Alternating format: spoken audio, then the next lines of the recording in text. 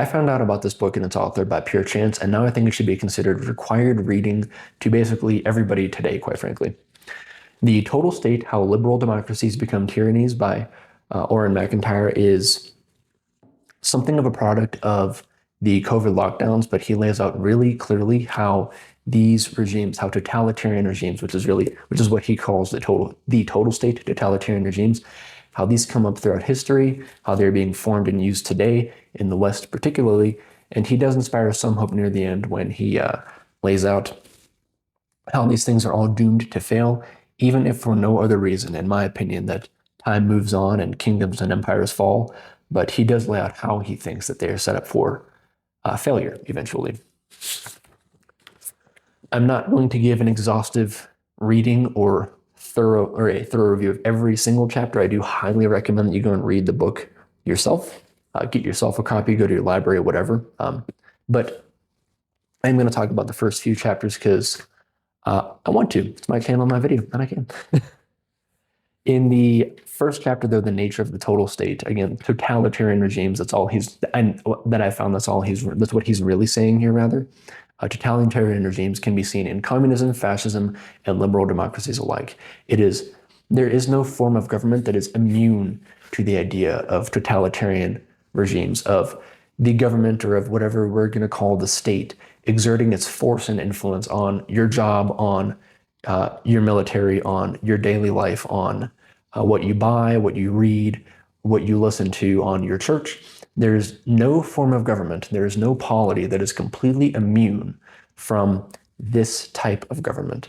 It's all social conditioning is what it really comes down to. Expansion is the default state of organizations, whether they're civil, governmental, military, or whatever. Their default state is maintaining their status quo and expanding their influence. Things grow. Empires didn't really stay stagnant. Borders are always shifting, and companies are always growing. So it's applied internally and externally for search of resources, for search of power and influence, but yes, for resources as well. Responsibility within the system of the individual, of the people at the bottom or at the top, the idea of responsibility has always been mandated, but that idea of responsibility, of what makes up responsibility, has been flexible, it's been malleable. Think about American companies back in the day. They had more of a direct social responsibility, even if it was a forced altruism. But like Milton Hershey, for example, he built Hershey, Pennsylvania, for his people. He built the town before he built his company because he wanted a place for his people to live, a place for their kids to go to school, a place for them to actually have a life so that they would enjoy and be dedicated to his company. Now, eventually, after Dodge v. Ford, a lot of that changed, and the responsibility of companies, of big or small, of business in America, was not necessarily to the people that they served, to the people that worked for them. It wasn't to their immediate community, it was to their shareholder. That's where the idea of shareholder responsibility came from that case, I think in 1913, Dodge v. Ford. So the responsibility was always, I bring this up as an example of responsibility is always mandated. I'm using this corporate example to show that. The idea that you should be responsible was always there. That idea of what made up that responsibility, of who that responsibility was to, changed. And this is one of those ways, this is an example, I think, of one of those ways that can change, of how, not that I think that Hershey, Ford, or Dodge are necessarily totalitarian companies, but I think that is a good example of how that idea of responsibility can change and how it opens the door and makes room for a more total state. He brings up the example, though, of the German cat. I can't remember and I didn't take a note here. I do have notes here. I didn't take a note of what the name of the newspaper was, what the name of it was, a magazine, but they did cats. It was a cat magazine in Germany leading up to World War II under Nazi Germany. And for the longest time, they just did cats until one day they published an article of the German cat. What made this cat German and different from others and better than others? There was this idea that was kind of, you could say soft, through the application of soft pressure to the company, that they needed to change their marketing, to change their messaging rather, so that people could more deeply internalize that state identity with Germany rather. And you can see similar things in college degrees and attendance and ideas espoused in church. And think about today how Jesus is love. Fine, fair, yes, but what is love? What is tolerance? What are these things that we say? What do these terms that we use actually mean, and how have they changed throughout time? Where do we get the definition of these words from today? And do they actually mean what they're being said that they mean today? In summary of that chapter, I might just say that the nature of the total state is to make everybody care and act for the greater good of the day, whatever that is, however the state defines it, to make that action, to make that belief compulsory, to make it wrong and unthinkable. You would not support current good thing. In chapter 2, the social spheres and the expansion of the state, he lays out how the total state drives wedges down to the most radical individual, children, or really just the youth. I guess not necessarily children, but adolescents, the youth. First, in the 60s and 70s, it was against tradition. It was against whatever old fuddy-duddy was saying, the old country or whatever it was. It was against tradition. Then it was against the system in the 80s, 90s, and the aughts. And now, today, we're seeing that it is a split between class and the nuclear family itself. Submission and power has always been a thing. Whether it's in the family, at the smallest level, your children submit to the authority of the parents. The congregants submit to the authority of the church, to the authority of the Lord. You have people of a nation submitting to the right and just authority of those appointed or elected above them, to the government. People today are still seeking liberation, and they will tolerate a lot if they believe it is in service of the school. But liberation from what? What can we possibly have more liberation from today? Spheres of social influence like the church, like clubs, like the family, were targeted and eroded over time. The family, though, is the hardest one to crack, which leads to the first statement that I made at the top of this point. Consider why some states want to lower the voting age down to 16, why transgender sanctuary states are a thing, and yes, they are a thing, or why abortion laws are the way that they are. Why you can have 13 and 14-year-olds in some states go to a Planned Parenthood and get hormone treatments and abortions, but those things are outrightly banned in other states.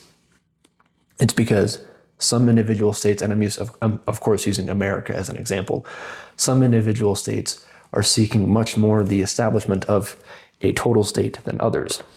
Some states are seeking more and more liberation from things that are just considered normal and orderly. But what he lays out in chapter 2 is the wedges that they drive, what they attack subtly or overtly in order to change the influence that are being put upon the masses of people. Today we're seeing that in, as I mentioned, children. Chapter 3, I should just keep my finger on the titles. How the total state circumvented the Constitution. This represents a critical problem to be understood and is still in want of an answer at this point in the book. The issue of universal suffrage being taken advantage of by institutional capture, compounded by the finite nature of constitutions. And yes, I am saying that universal suffrage is a problem. It is just compounded by those other things. He calls back in this chapter to Mosca, an Italian philosopher, I believe, in 1939, where he observed that the U.S. at that point had already transformed from a representative republic to an oligarchy. So way back in the beginning of the 20th century, all those long years ago, they were already recognizing that there were not necessarily irreversible, but drastic changes that imperiled the soul of our nation back then. Now, how much more do you think they have progressed in the 100 years following? A quick excerpt from that chapter. Americans took this model, the representative republic, and applied it to our own 3 branches of government, giving each separate powers and the ability to limit the actions of the other 2. The problem Mosca identified with the modern American interpretation of Montesquieu was that it focused far too much on the mechanical aspects of the system and not why it actually worked. People are not machines, even if your average political scientist or bureaucrat would like to treat them that way, and neither are the governments they create. Those who treat governments like machines make fundamental errors as to how and why political events take place. You have form and you have function. And these are two things that, when conflated, leads to disaster to both. Or at least when they're not understood and given the respect that they deserve, it leads to disaster in both. Mass democracy made each branch subject to the same selective force, that of public opinion. Back before we had a public opinion vote or mass public vote for senators, they were appointed by representatives of the state, for example. So let's say you lived in Montana, you would vote for your Montana representatives for your district, and then those representatives would vote for your senator. You would vote for somebody to represent you, and then they would do so immediately, or periodically rather, in voting for the longer-term old guard of the Senate that represented the actual will of your state, instead of putting all of that as the sole responsibility and duty of you, the average voter, which made every single part. And you can see this as we vote for judges, as we vote for sheriffs, even like so many parts of the government are up to public opinion, the president too, and the vice president, up to the vote of public opinion in a manner that was not originally intended. Mass democracy also dilutes the votes of people that understood why we did things instead of loosely what kind of should maybe be done. I say that to say that people that truly understand history and civics and current political issues, their votes are diluted by people who have no information, who are told that they need to vote. Just get out and vote or die. These uninformed voters, every single one of them nullifies the vote of somebody who is actually informed and committed to the betterment and furthering of their country. That's not to say that just because you read more books that you should deserve the right to vote over somebody who doesn't read books. That's to say that people that have the actual best intentions for the country, their votes are being nullified and diluted by people who genuinely know nothing about civics. You don't have to look very far on YouTube to find examples of people that cannot name 3 or 2 countries in North America. They cannot name a country that starts with the letter K. They don't know what 3 plus 3 is. That don't know those things, and yet those people are told that they need to vote. They're handed paper ballots and mail-in ballots, and people basically vote for them. Every single one of those votes completely nullifies the votes of people, frankly, like you and me, probably. When public opinion is the main driving force, you get oligarchy. And what I mean by that is when you have people of money and means that want to exert their will and their ideas on other people, on the masses, if they have to target a smaller, convicted, intelligent group of people that actually have deeply held convictions, that know what they believe and why they believe it, that is a very, very difficult thing to do. That is a mountain of a task. But when you have millions and millions of people that don't understand what 3 plus 3 is and don't know, they can't name a country that starts with the letter K, when you have to convince those people that your way is right, you really only have to tell them. It is very, very easy to convince these people that don't know what 3 plus 3 is, when your other option is the guy that knows what he believes and why. And this does actually lead into the problem of constitutions, that they capture function, not form. What you do, not why you do it. We've gotten to the point where nobody knows why we've done anything that we've done, and most people don't even think to ask why. They don't have the thought of, well, maybe why do we do this? They don't think to look into it. But they know what to do because they can say the Constitution. He writes a couple pages later in this chapter, the modern obsession with progress, rationality, systems, and proceduralism has made us forget what a constitution is. Constitutions are a reflection of the spirit, nature, and culture of the people who live under them. A constitution is not some ironclad contract that cures the human condition. It is not a piece of political technology that solves the problem of a fallen humanity. When Americans started treating the Constitution as the soul of our nation, they naturally fell into a hollow proceduralism. It captured what we did not why we did it.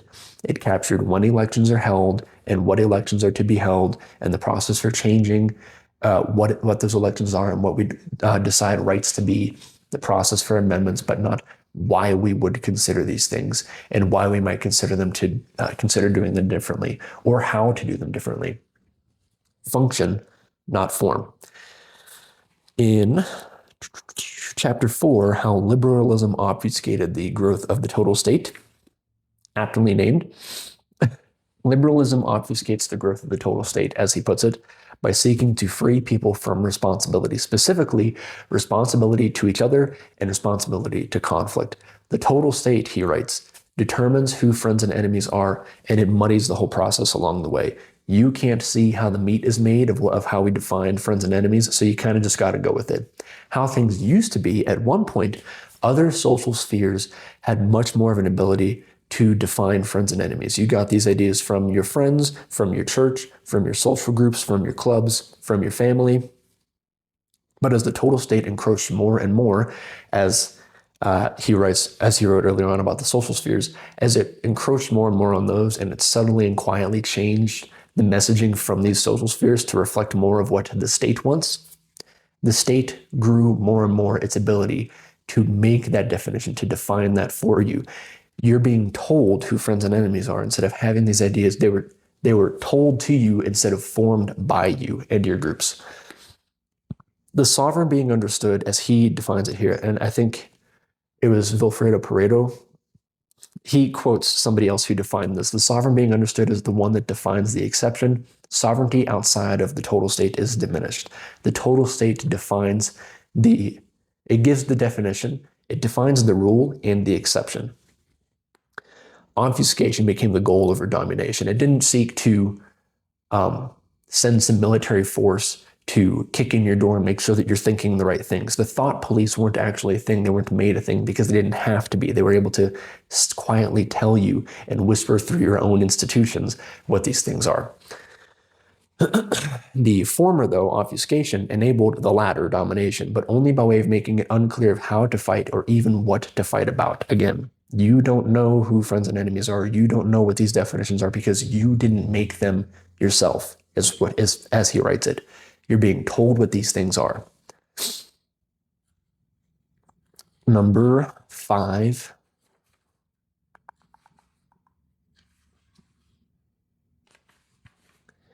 In Chapter 5, Foxes, Lions, and the Total State, this one's about cancel culture, at least largely.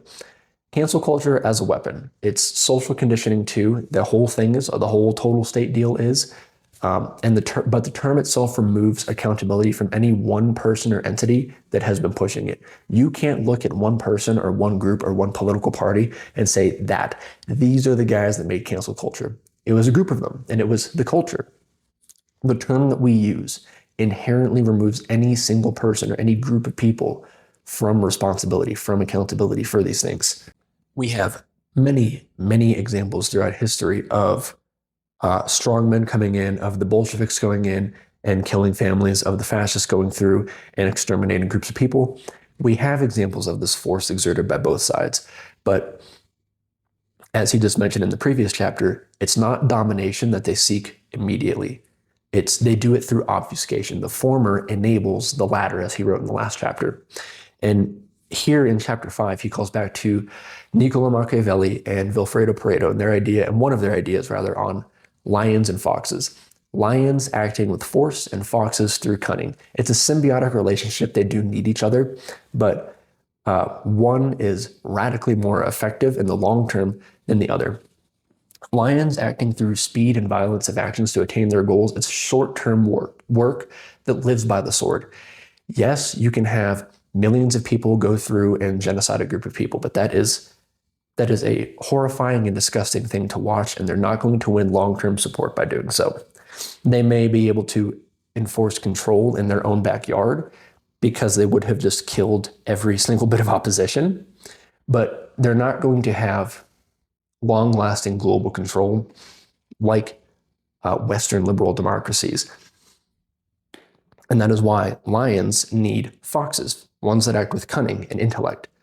It's the long game that most don't realize is being played that yields generations of people that don't know any different.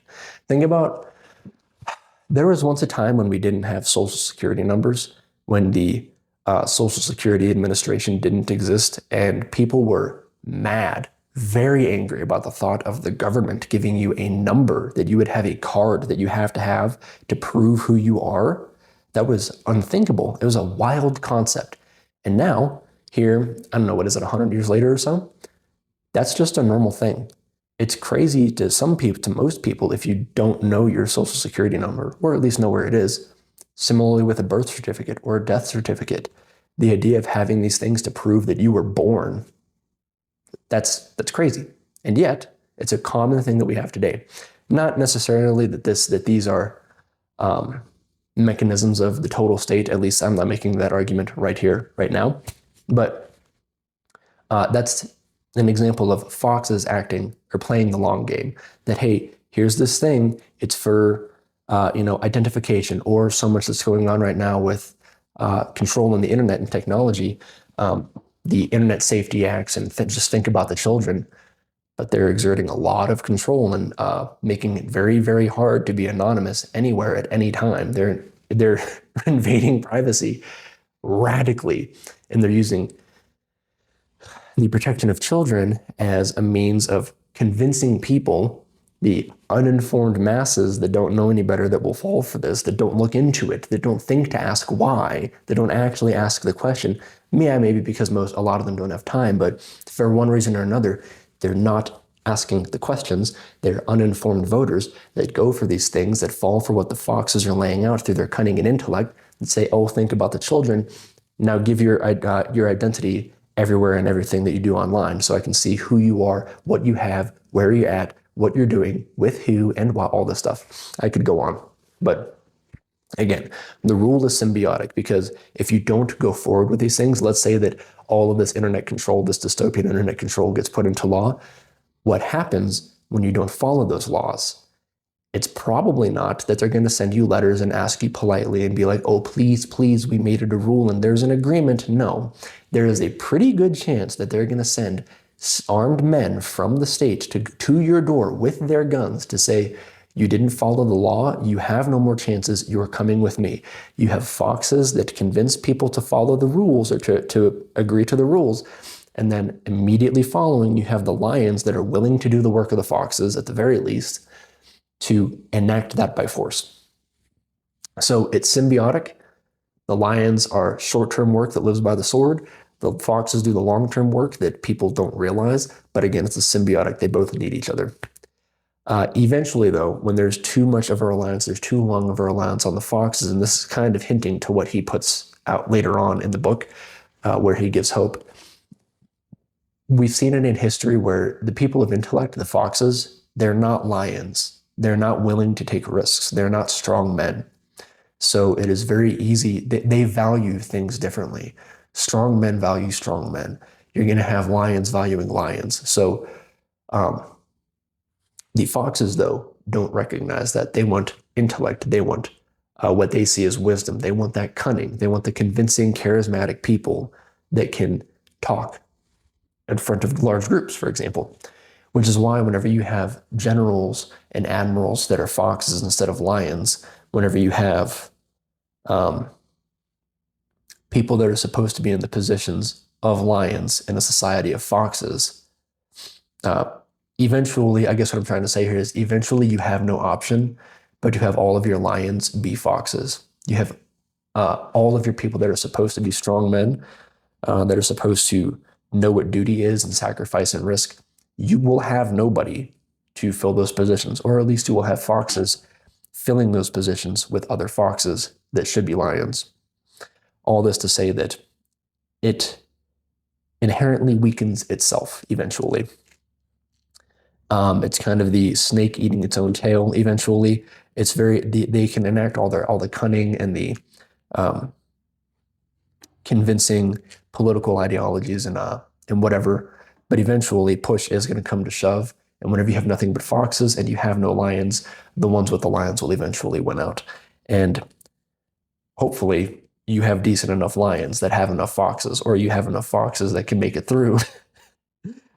In my opinion, this is I think I'm kind of getting off of where he went later on in the book now at this point, but hopefully by that point though, when you have foxes in the position of lions and things start kind of crumbling down around you and you have weakening external and global influence, hopefully you have enough of the right people in the right places to keep things pretty nice for you and your progeny afterwards. Otherwise, oh boy, you're in for a trip. But that is, I suppose, my book review of The Total State. Again, not complete. I didn't go over every chapter. It is well worth the read. Let me put the actual cover back on. I'll have a link below. It's not an affiliate link. I don't really have affiliate links. Nobody pays me to say any of this, believe it or not, except you, if you choose to. So I highly recommend that you get yourself a copy, that you read this from the library, whatever, but read this book. I highly recommend it. It's very, very well worth the read. If you want to support me, do the algorithm stuff, especially if you've made it this far, thank you so much for watching. If you want to support me more directly, don't just give me money, let me give you something back. I write books. There's a link to that too. I write nonfiction, educational, language books, but I'm also writing my first novel. I plan to have that out later on this year.